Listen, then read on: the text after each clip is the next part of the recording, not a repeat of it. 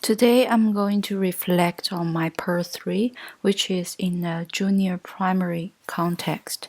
The first aspect of reflection is on assessment.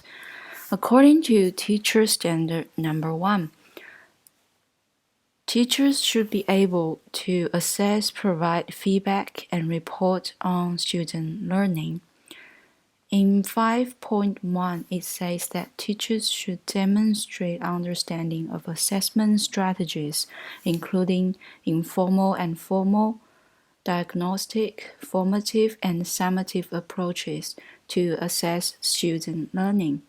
To meet this standard, teachers should be able to use a variety of assessment for a range of purposes.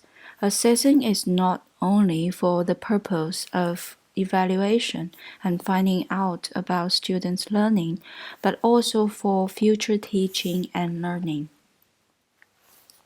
During my placement, after a couple of lessons on time and analog clocks and discussions with my supervising teacher, I decided to put students into 4 different groups that have learning experiences targeted at different levels.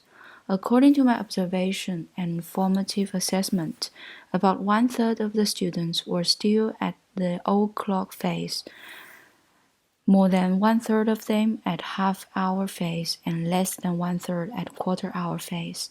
So I divided them into 4 groups that worked on different tasks. In this way, students could have more appropriately challenging experiences and could benefit from them.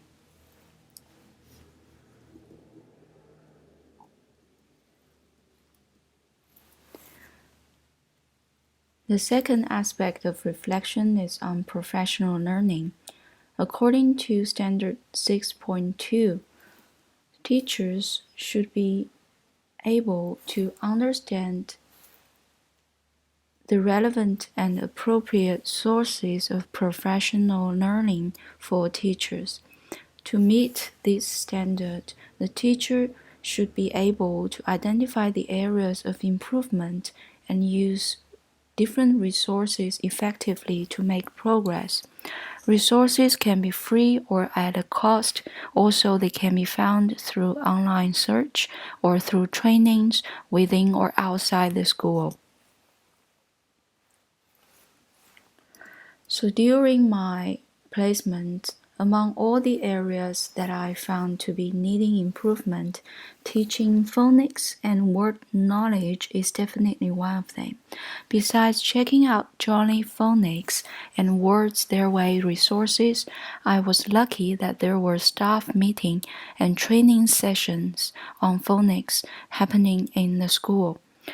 During those discussion and training, I not only refreshed what I have learned at uni, but also learned how things like phonological awareness are applied in the real-life classroom. For example, during the training regarding the newly introduced phonics screening in South Australia, it was emphasized by the speaker or the trainer that children from disadvantaged families may lack experience with sounds and rhymes in English language, and what we take for granted when teaching phonics may not be natural for those students.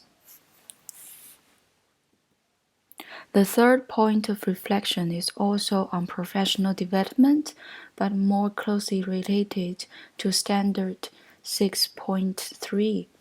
Teachers should engage with colleagues and improve practice.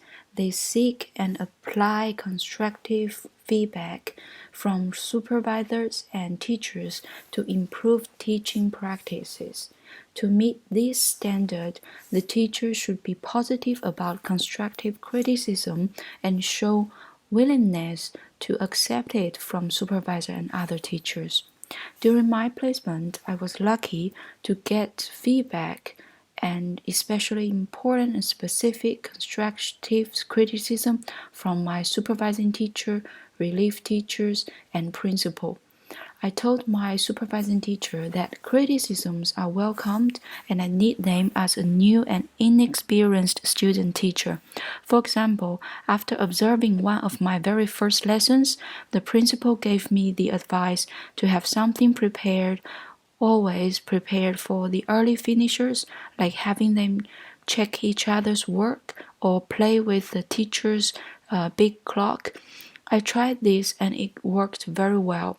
Not only that students who finish early could have something to do, but also that those who were still working would have more incentive to focus finishing on time because they want to join those early finishers on the carpet.